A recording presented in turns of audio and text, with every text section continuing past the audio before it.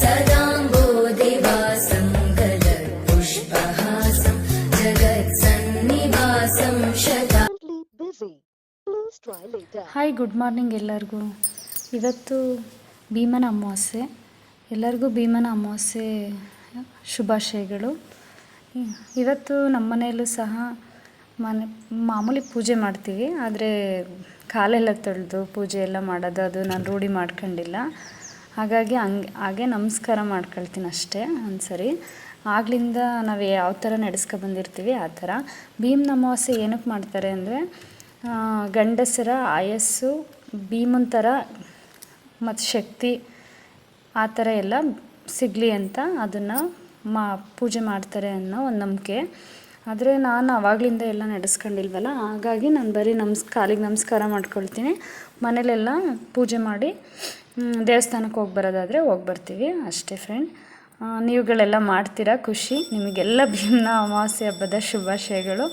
ನಾನು ಸಹ ನಮ್ಮ ಪಕ್ಕದ ಮನೆಯವರು ಕೊಪ್ಪರಿ ಪೂಜೆ ಮಾಡಿಸ್ತೀವಿ ಅಂತ ಹೇಳಿದರು. ಇಲ್ಲಿ ನಮ್ಮೂರ ಹತ್ರ ಇರೋ ಆಂಜನೇಯಗೆ, ನಮ್ಮೂರು ಇಲ್ಲೇ ಬಿಟ್ಕೋಡ್ನಳ್ಳಿ, ಸಂತೆಪೇಟೆ ನಿಯರ್ ಇರೋದು. ಇಲ್ಲಿ ಚೆನ್ನಾಗಿ ಅಮಾವಾಸ್ಯೆ ಹುಣ್ಣಿಮೆ ಎಲ್ಲ ಟೈಮಲ್ಲೂ ಶನಿವಾರ ಎಲ್ಲ ಚೆನ್ನಾಗಿ ಪೂಜೆ ಮಾಡ್ತಾರೆ. ಆಂಜನೇಯನ ದೇವಸ್ಥಾನ ತುಂಬ ಚೆನ್ನಾಗಿದೆ. ನಾವು ಸಹ ಅವ್ರು ಹೇಳಿದ್ರಲ್ಲ, ನಾನು ಹೋಗ್ಬೇಕಿತ್ತಲ್ವ, ಹಾಗಾಗಿ ಹೋಗ್ಬಿಟ್ಟು ಇನ್ನು ನಮ್ಮನೆಯವರಿಗೆ ಆಯಸ್ಸು ಆರೋಗ್ಯ ಶಕ್ತಿ ಎಲ್ಲ ಕೊಟ್ಟು ಆ ದೇವ್ರು ಕಾಪಾಡಲಿ ಅಂತ ಕೇಳ್ಕೊಂಡೆ. ಹೆಣ್ಣಿಗೆ ಮುತ್ತೈದೆತನನೇ ಇಂಪಾರ್ಟೆಂಟ್ ಅಲ್ವಾ ಫ್ರೆಂಡ್.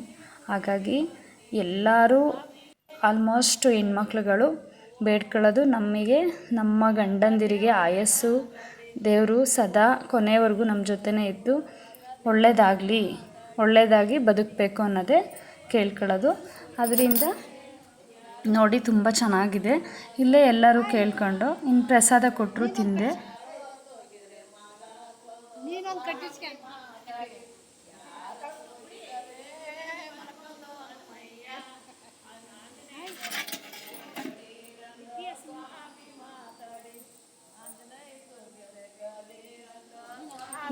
ಇಲ್ಲೇ ಹತ್ರದಲ್ಲಿರೋ ಇಲ್ಲೇ ನೇಟಿವ್ ಆಗಿರೋರು ಲೇಡೀಸ್ಗಳು, ಅಂದರೆ ಸ್ವಲ್ಪ ಅಜ್ಜಿದಿರು ಬಂದು ಭಜನೆ ಎಲ್ಲ ಮಾಡ್ತಿರ್ತಾರೆ. ತುಂಬ ಚೆನ್ನಾಗಿರುತ್ತೆ ಕೇಳೋಕ್ಕೆ.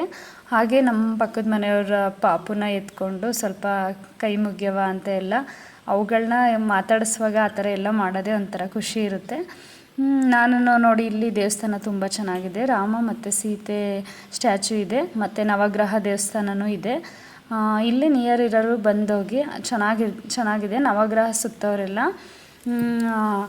ಇನ್ನು ಇಲ್ಲಿ ಕನ್ಸ್ಟ್ರಕ್ಷನ್ ನಡೀತಾ ಇರೋದ್ರಿಂದ ಸ್ವಲ್ಪ ಹಾಗೆ ಹೀಗೆ ಆಗಿದೆ. ಇವಾಗ ಟೈಲ್ಸು ಎಲ್ಲ ಕೂರಿಸ್ತಿದ್ದಾರೆ. ತುಂಬ ಚೆನ್ನಾಗಿದೆ. ನಾಗಾರ್ಜುನೇಯ ಅಂತ ದೇವಸ್ಥಾನ ಇದು. ಆಂಜನೇಯ ವಿತ್ ನಾಗ ಇದ್ರ ಪ್ರಕಾರ. ಈ ವಿಡಿಯೋ ಇಷ್ಟ ಆಗಿದರೆ ಲೈಕ್ ಮಾಡಿ.